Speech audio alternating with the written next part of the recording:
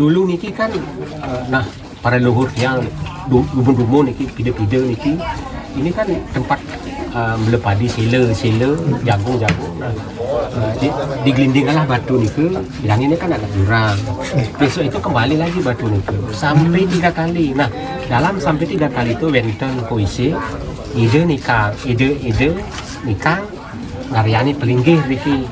Nah adapun yang penggarap niki ini nya raga ngaryana pelinggih kemauan entik-entikan tanduran raga pang anu sasa beranda pang anu sama niki kan akehnya wanara niki akeh luar biasa wanaranya niki mungkin burung anu niki mungkin ke anu kalas mungkin nggih medal. Nah bos niki sekarang kenapa pelinggihan mobil niki sebelum mobil yang kita kami sampun wenter niki ring kami nah kemauan waktu niku hanya sekedar berbentuk.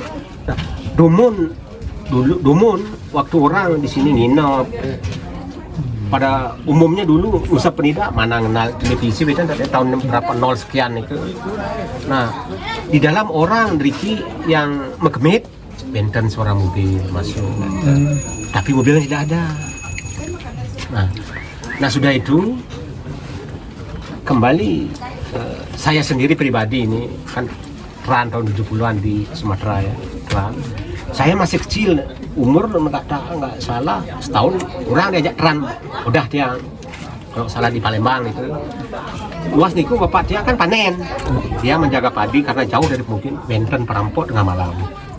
Bapak saya mau dibunuh suruh nyerah padinya diambil bapak saya mau nyerah tapi akhirnya ingat dengan sini Sugera Datu Sesuntia Renggura dalam sakti Paluang yang saja sakti iring damuh nih Sugera pukulun munyi dalam kopi lawan bapak saya dipacok kebal tidak dipacok napi suruh bapak ngambil parang nih orang 3 pukul semua dibuang ke laut.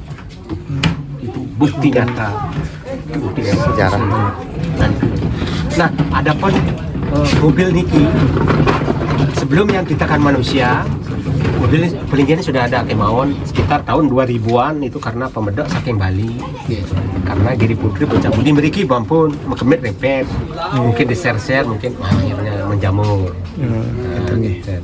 Adapun yang melinggi di Riki adalah Betara Siwu. Ide sudah manusia tinggal menggali. Anak segitu aja ampun. Sukses aja.